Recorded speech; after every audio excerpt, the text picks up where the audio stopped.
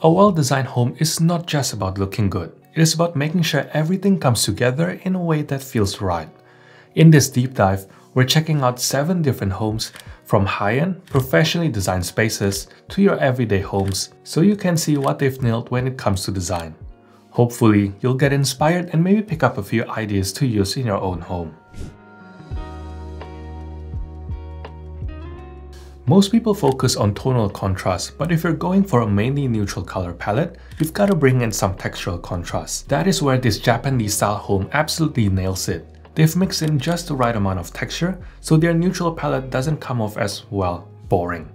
You can see how they've used loads of natural textural materials like bamboo pendants, wood grains, linens, and other cozy textiles. Another example is how they've gone for a more textural finish for their walls with a lime wash paint rather than an ultra-modern white drywall. I believe the color they've used is a combination of bone and wabi from Color Atelier paint, with the wabi cranked up to 200% strength to hit the darker shade and get some high contrast action going. Even though the palette stays mostly light and neutral, they've added in little hints of black here and there to really keep the space from falling flat. I think the big takeaway from this Hoboken brownstone home is that contrast doesn't just have to be in texture, materials, and color, but can also be in style, as this home has the perfect blend of old and new. I've talked about this many times before, but modernizing a home does not need to be done in a horrible way. For example, instead of ripping out the crown molding and millwork, they preserved it and then mixed it with modern finishes and furnishings. They also held onto the fireplaces, mahogany doors, and those killer original light fixtures. This home is a great example of keeping some of those beautiful details and juxtaposing them with contemporary elements. There's also a beautiful contrast between the lighter and darker wood tones throughout the space. I, for one, like the subtle contrast between the lighter neutral wood with the cream backdrop. I think it is quite calming.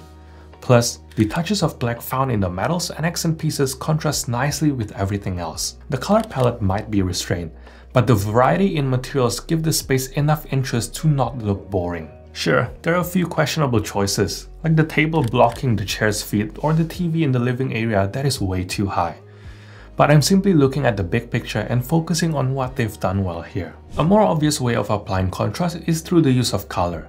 Vibrant hues like red are an obvious one because they really stand out against a neutral backdrop. But here's a little trick. You can also get a nice contrast going by using a more muted version of a color, especially when it is opposite on the color wheel, like blues and reds. Most of our furniture and decor tend to be some variation of primary colors, which is why many people often struggle because a blue sofa is never just blue. It could be navy, Oxford blue, ocean, sky blue, and many more. This is something I talked about in depth in chapter 2 of my practical home design course, which you can check out here or link in the description below. Now back to this river house. Notice how that blue armchair really pops against the warm timber backdrop? That is because blue and brown are practically opposites on the color wheel. But if you were to take that chair into a mostly blue coastal home, it probably wouldn't have the same wow factor. They've nailed the accent color here too.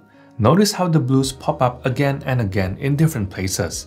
The artwork, the cushion, even the rug. We'll dive into the power of repetition next. Here's another cool way to play with contrast. Shapes. This space has got a nice juxtaposition between angular and rounded objects.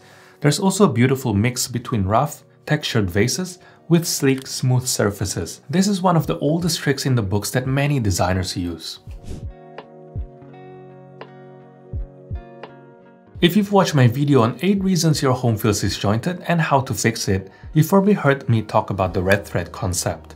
But if you haven't, it's basically all about tying things together to make your home feel cohesive. Now, let's take a look at this Japandi home again, which I think is a great example of applying this concept. They've mixed different types of wood throughout the home, but all within the same color family. The flooring and kitchen cabinets are white oak, while the doors, window frames, and ceilings are alder wood. And guess what? They've even used the leftover alder wood for the wall shelving. What a great way to reuse materials. Plus, they've mixed in bamboo and rattan, all in the same light to medium warm wood tone range. It's pretty subtle, but those little differences really keep it from feeling too matchy-matchy. Our eyes are really good at picking up on those details. And can we talk about how consistent they are with the tiles? The kitchen, coffee bar, and bathroom all have the same tiles, which is quite interesting. Plus, they've alternated between brass and black metals in the handles and fixtures. Everything just flows together beautifully. Oh, and here's another one you might like. They've mixed in affordable pieces to stretch the budget even further. For example, the kitchen has IKEA cabinets as the base, but they've added a custom panel in front so it looks like bespoke cabinets. Now let's talk about Sharon Radish's apartment. Even repetition in small amounts can go a long way. Her apartment has quite a restrained color palette but uses teal as a standout color. You see it on the room divider, the walls, the pleated lamps in the living area, and even the marble side table by the sofa that picks up on the color, which ties the whole space together and make it feel more cohesive. I already know that some people in the comments will say that this one looks like nobody lives there, and that it is too much like a showroom. But I guess that is the beauty of design, right? It covers such a wide spectrum that there is something for everyone, and you don't have to love every single thing out there. I personally like to see every space from a lens of what can I learn from it, what they do well, and how they can inspire me, rather than jumping to judgment right away. Another example of repetition is in this beautiful 1970s Sauvie Island River house.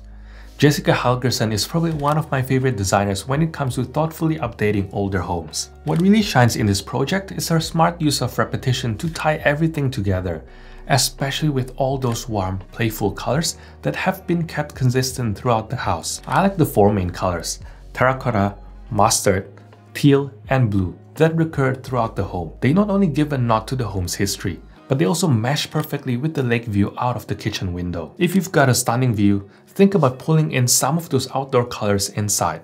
It is a great way to elevate your space and make it feel more expansive and peaceful, blurring the lines between your interior and the outside world.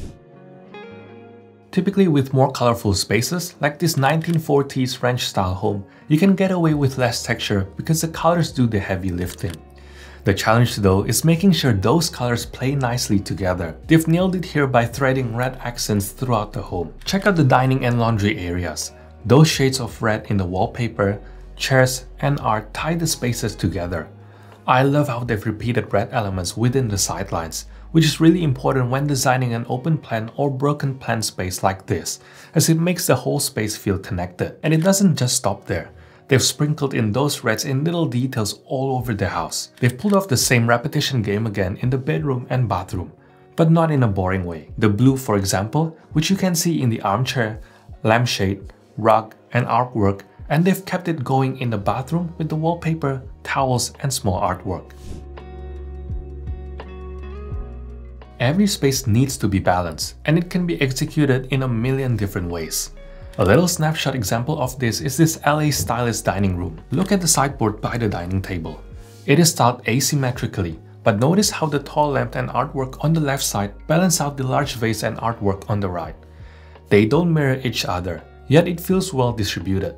I'm sharing this because many people think balance equals symmetry, but that is not always the case. The same concept is at play in Sharon Radish's apartment.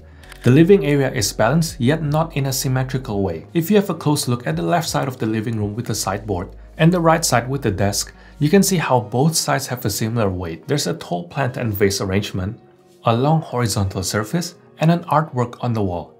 But they aren't an exact mirror image of each other. It is a well thought out distribution, but not in a matchy-matchy way. I think it is safe to say that this LA stylist apartment is full of personality. There's so much going on with the decor, but it is far from cluttered. It is eclectic and well curated, which comes down to the fact that he's got a consistent theme of decorating with vintage treasures from flea markets and estate sales, where each piece is worn in with a story and character. This adds an extra layer to the space because everything that he's displaying has a story, rather than just being a collection of mass-produced items displayed for the sake of displaying. Take a look at the distressed leather vintage trunk that is used as a side table, or the ceramics, sculptures, books, and artworks that fill every nook and cranny. While this is not my style, I appreciate how this feels very personal and the homeowner clearly values his collections. Now this room might not have been whipped up by a pro, but I like how it is packed with personality, full of personal photos, quirky knickknacks, and just a general lived-in vibe. But it's not just a random mishmash. They've also executed the fundamentals well. Notice how colors are repeated throughout, tying the space together so nothing feels out of place. Even the little pops of orange red, which you can see on the chair, mug, and objects on the bookcase show a playful attention to detail that elevates the whole look.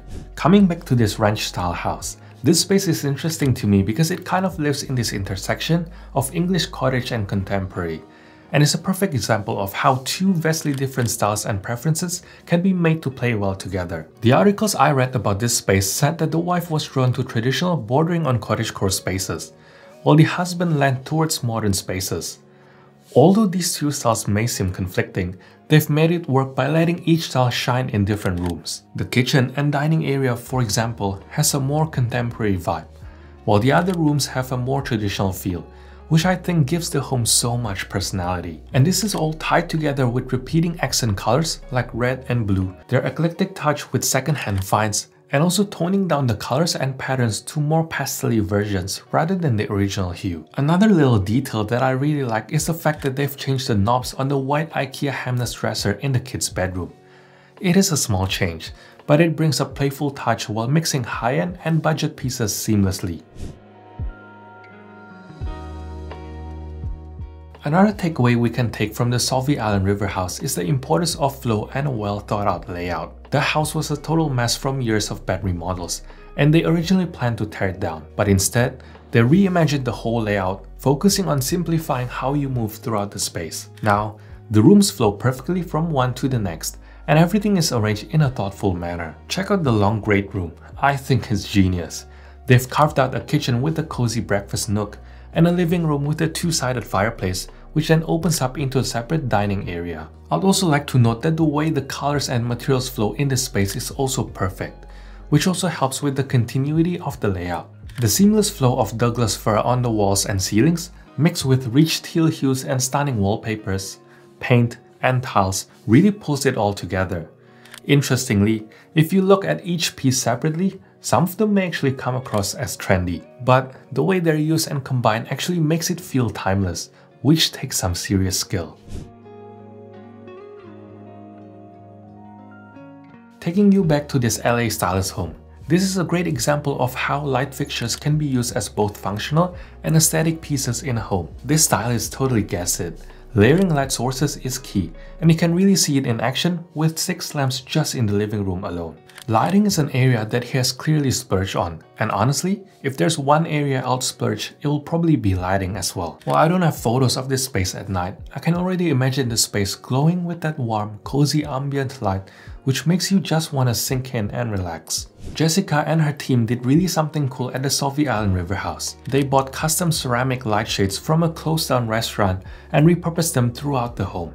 These shades, crafted by artist Heather Levine, are now table lamps, sconces, and even a statement chandelier in the dining room. I think this is a brilliant mashup of artistic flair and practical design, turning commercial finds into standout features in a residential space. It just goes to show that with a little creativity, you can give unique elements a whole new life. Let me know what you think of this video format, and if any of you have beautiful homes and would like to be featured in the next deep dive, I've left a link down below to submit images of your home. I'd really love to include more homes from all of you who watch the channel. I think it will be great to share them with everyone in the community. For more inspiration and design ideas, be sure to subscribe and check out this makeover playlist, or this playlist which contains plenty of design tips. I'm sure you'll find something useful there. Otherwise, thanks for watching, and I'll see you in the next one.